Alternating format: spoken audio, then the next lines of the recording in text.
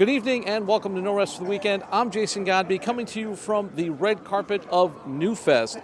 We'll be speaking with some of the stars and creators here at the festival right after this.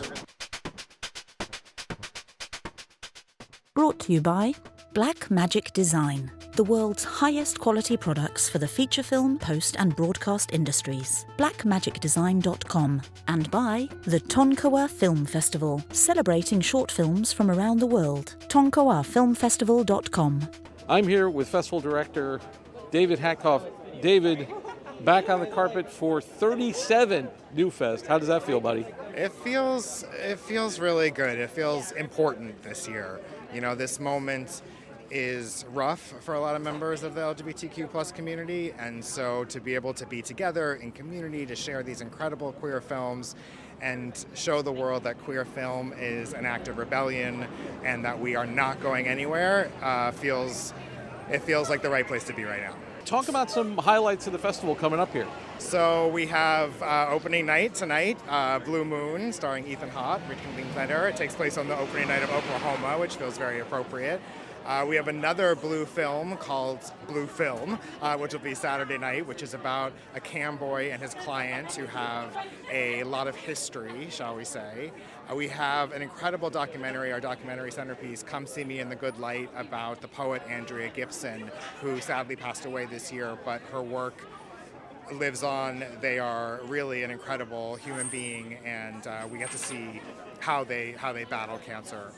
So we have a lot of, and then we have a lot of really fun, raucous comedies. We've got one called She's the He, which is a teen comedy about trans high schoolers, and we don't have enough trans comedies, so we're excited to have that one in the festival as well.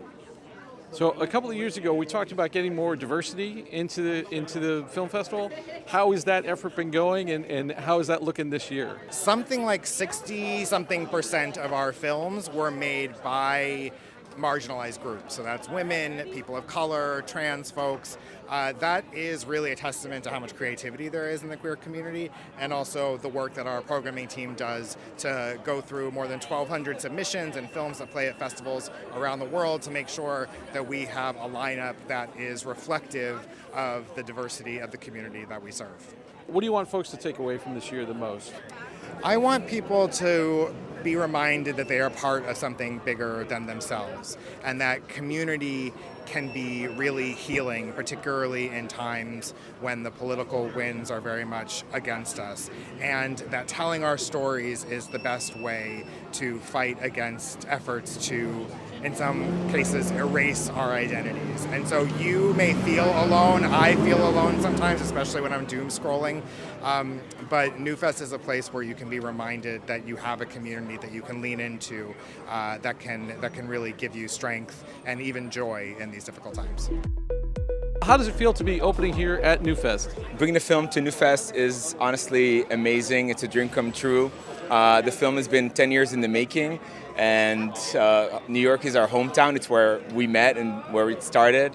We're super excited to bring it to audiences here and to all our friends and crew that, are a part of this. Tell us about the movie. The film is basically a documentary. It's a portrait of Peppermint, New York City legend, icon, who made headways on RuPaul's Drag Race and Head Over Heels on Broadway. It's basically kind of like a telling of what happens before fame and after fame throughout 10 years of her life. Wow. So how long were you with Miss Peppermint for the movie? I met Peppermint, years ago. I think it was like almost 20 years ago that we met. And we were friends before we started filming. And we started filming, about 9 years ago. And and ever since we have been shooting, we just wrapped at the end of last year, so. Ultimately, what do you want people to take away from this movie? What do you want audiences to feel at the end? Honestly, I really wish people that watch this can see themselves in this film.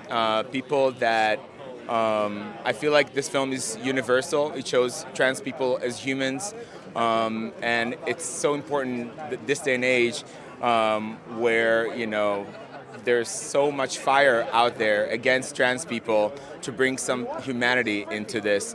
And I hope that people that watch this are inspired to be themselves. Peppermint is the bravest woman I've ever met, and she brings so much light. So I hope people come out uplifted and inspired. For people who want to find out more about the film, where can they find you online? At deeperlovefilm.com or at A Deeper Love Film on Instagram, and we're also on Facebook. And easy to find us, just A Deeper Love It. Trace, how does it feel to be opening NewFest? It feels wonderful. I'm thrilled to be here. This is my first time at the festival, and it's very exciting. I can't wait to see all of the incredible films that are here being programmed. Tell us about the film. So this film is about the AIDS crisis, about ACT UP, and activists who are kind of going head-to-head with Dr. Anthony Fauci, who is a main character in the film. It weaves together archival footage from the protest with some dramatization of some of the footage. And it's about sort of looking into the past and how that relates to our current political, social climate. So not a charged topic at all. Not at all. No, it's easy breezy. It's a comedy. No. Feel-good movie of the year. Exactly. What do you want people to take away from the film? I'd love for people to take away, consideration about not just our current activists and activism that's happening today, but how that relates to the past and to queer ancestors who came before us, who fought for rights that we enjoy today that are still under threat. I think that often it's easy to forget what's happened in the past, and I want this film to bridge that gap and remind people that this fight is still ongoing, that this queer rebellion is still happening today. And for people who want to know more about you, about the film, where can they find you? You can find me on my website, tracepope.com, and on Instagram at tracepope. Robin, how does it feel to be here at the opening of NewFest? Oh, absolutely amazing.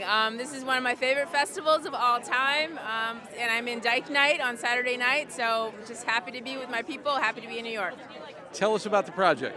Calamity Jane, so this is a remake of their classic original. I made it very gay and very black and very queer. And it was part of Warner Brothers' 100th anniversary. They asked 6 up-and-coming filmmakers to reimagine classic films, and I chose Calamity Jane. What drew you to that project? I love horses, and I wanted to find a way to work with horses and also just have like an amazing queer lesbian love story. What would you say is the biggest difference in terms of from the original till now? Oh yeah, it's drastically different. If you know the original, it's a musical, it's pretty racist, and I would say my version, I took the themes that I wanted to take from the original, which was like pursuing your dreams and falling in love with the person that's right in front of you. And what do you feel like audiences are going to get from this film? What do you think people are going to take away? I hope that they will feel the inspiration of the film, which is to just be passionate about what you love and never give up. People want to know more about you, the film. Where can they find you online? Robin Cloud Comedy is my IG, and I'm a writer-director, Brooklynite, but currently based in LA. Donna, how does it feel to be here at the opening of NewFest? I'm lucky I was invited. I mean, the movie is 40 years old, okay? So the 40th anniversary is next year, and as NewFest says, it is one of the hottest, greatest love stories of all time. So I like the way they describe it, and they're right. Tell us a bit about the film. Well, the film is about, it's an adaptation of a novel, and it's about a woman who goes to Reno to get a divorce in 1957, as people did in that era. And there she meets a young woman who works in the casino, and the two of them fall in love with each other. I mean, it's like a universal love story. It just happens to be between two women. What do you want audiences now to take away from the film, and how has it changed? How will perceptions have changed in the 40 years? Well, the film just really, I'm not just saying this because I made it, but the film holds up. It's never been out of distribution for a day, and it's a very hot film, and it's hotter now in a way than then. I mean, it hasn't aged at all because it takes place in 1957 to begin with, right? So it's because, I don't know, audiences are more open, more responsive. There's no shock value anymore. It's just kind of like pure enjoyment. it feels like 1957 again here in America. In many ways, in many horrible ways. So, and also the 70s in more horrible ways. how is this festival and others like it fighting against that? Because it's a festival of truth and rebellion. So the filmmakers are coming with their truths and rebelling against the sort of, let's call it the hierarchical, patriarchal picture. Sarah, how does it feel to be here at NewFest tonight? Really, really, really full circle and amazing. NewFest was my first ever internship when I was 19, and I was a closeted kid and a closeted filmmaker. So I think I told my parents, I forget, I said I just had an internship, I think. And wow. So this is a coming out party for you. Yeah, it was really, really, it was such an incredible experience. I got to screen some films. I stayed with my cousin who kept my secret, and it just empowered me to come out when I got home. And it took me a few more years to come out as a filmmaker, but at least I came out. So tell us about the project. It's a empowering fever dream, also kind of about reclaiming heterosexualized language of the title, which is girlfriend. And our protagonist goes on a journey after she gets asked a very intrusive question, and we just like to take you on a little queer joy-filled journey. So what do you want people to take away from this project? I want people to think twice before they ask questions, and I want people to not just assume people are straight. And I can't wait for the day that we don't have to come out, and it's just full equality. For people who want to know more about you, more about the project, where can they find you online? I'm better on Instagram. I'm at CWerner, SEAWERNER. And the film, most importantly, is at GF_A_very_queer_film, just to really get it across. Claire, how does it feel to be at NewFest opening night? It feels really humbling. I mean, I'm around a lot of wonderful, great peers, contemporaries, some people that I have aspired to work with. It just feels amazing. And tell us about your project. So my project is a short called Reese, and it's a really fun comedy and also a love letter to Jacob Riis Beach, which is a queer beach in the Rockaways here in New York City. Historically queer, historically black, historically people of color, and it's been our safe space for decades now. And it's just my love letter to it. What do you think people should take away from this film? I think, I really made this to be for our community, our queer community, and for us to remember what we're fighting for, and that a lot of our fight has to do with things that are simple, right? Speaking as a white person, right, that there are so many groups of people in the United States that can't swim, right, without it being politicized. And we're really lucky to have a place like Reese where we can be ourselves, we can enjoy the sun, we can meet with our friends. And it's a bit of levity to get us through these pretty dark times, if I can say that. So I hope that they just feel re-energized. They've said at NewFest, NewFest is an act of rebellion, and rebellion doesn't always have to look a certain way. It can also be lighthearted. It can be laughter. It can be with, enjoying your time with your friends. And for people who want to know more about you and your projects, where can they find you online? They can find me at Claire McLean on Instagram. I'm with Kendall Alex Payne and Alicia Ramirez from Reese. Opening night, red carpet of NewFest. How does that feel? Feels amazing. We're so honored and just so happy to be here.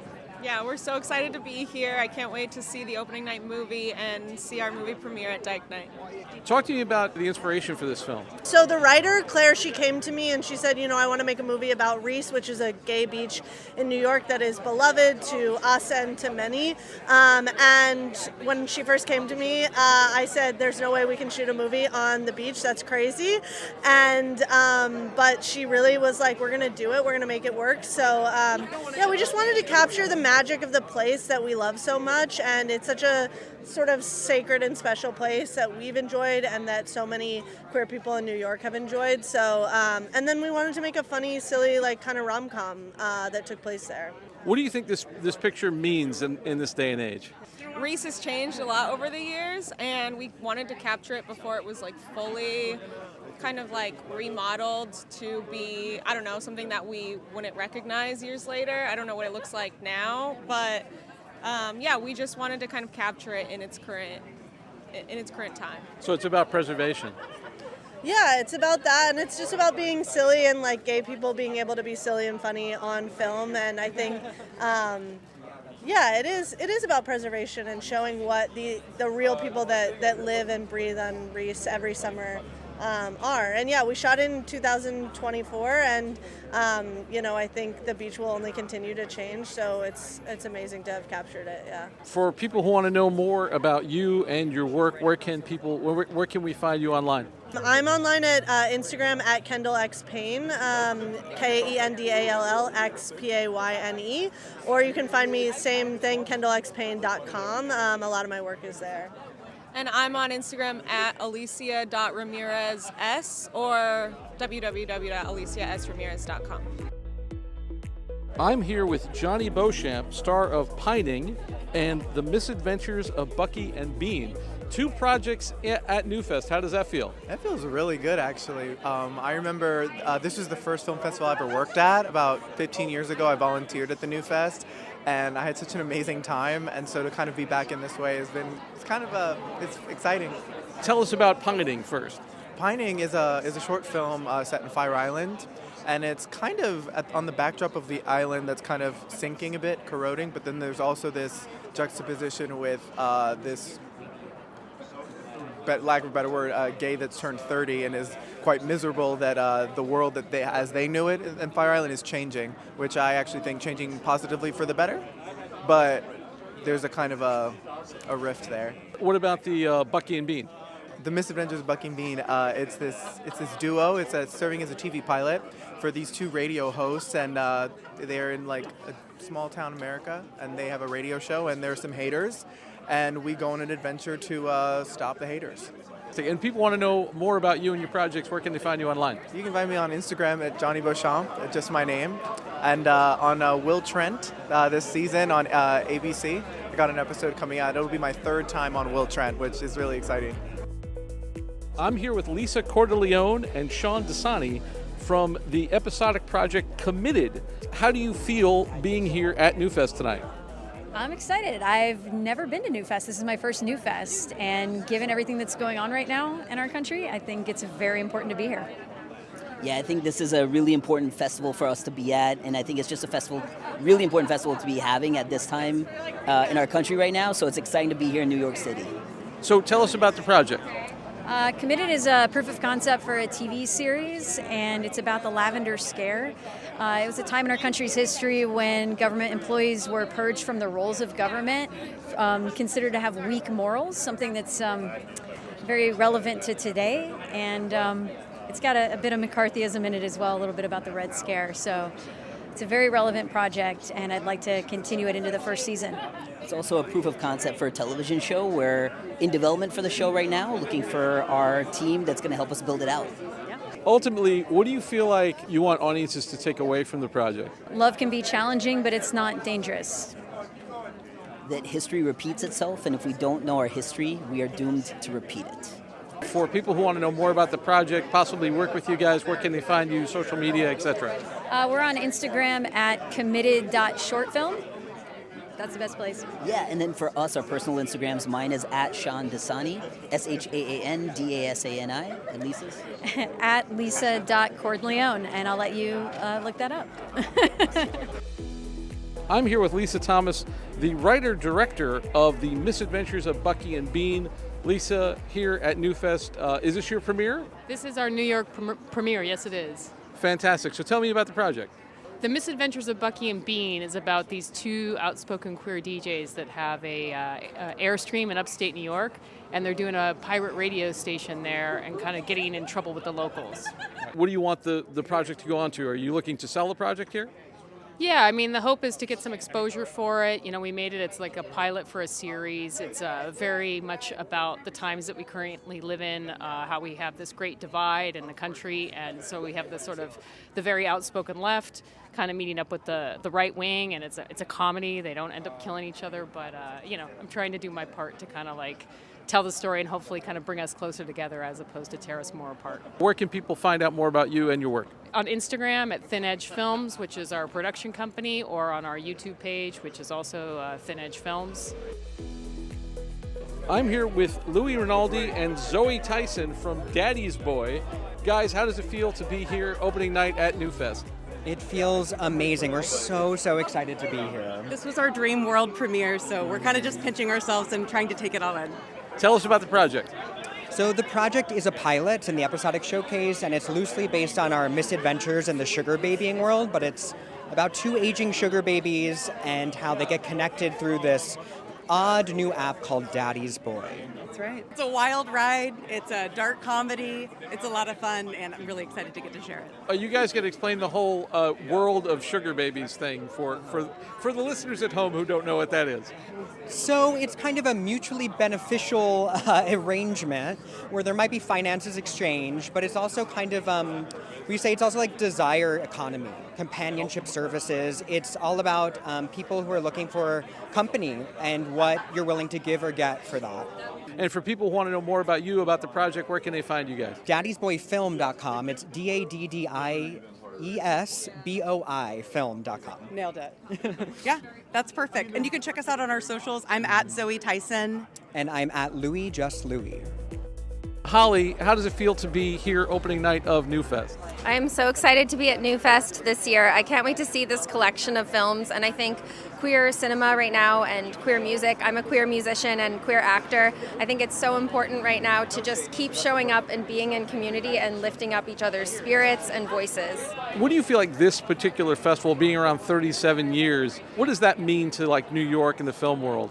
Well, when you think about 37 years of the queer landscape in America, I feel like there's been a lot of ups and downs. And right now it's feeling like queer people are very threatened, particularly trans and non-binary folks. And so I think that the representation of that at this particular festival is so meaningful right now. And I'm hoping that this brings a lot of strength and power to our community and fighting against the oppressive voices in the government right now.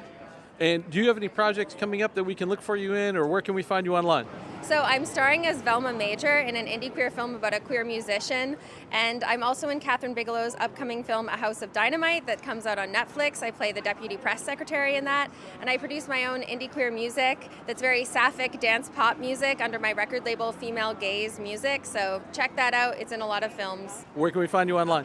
At Holly, like the berry, and cinnamon, like the spice, on Instagram, or Holly Cinnamon anywhere online. I'm here with the writer, director, and producer of Strawberry Shortcake, Deborah Devon Chung and Pierre Young. How does it feel to be here at NewFest? Feels amazing. It's my favorite festival. And we're New Yorkers here, we're both gay, so. Yeah, super excited. I met Devon the first time we came to NewFest when you were screening Vampire, and I immediately fell in love with her film, so we're super happy to be back again. It's super exciting. Tell us about the project. So Strawberry Shortcake is a short that I made in my home in Taiwan, and I made it in my grandmother's home. And it's a kinky, uncomfortable, and weird little project that we're very proud of. It involves a girl who crushes cakes, strawberry shortcakes with her feet, and she loves her mother a lot. Yes.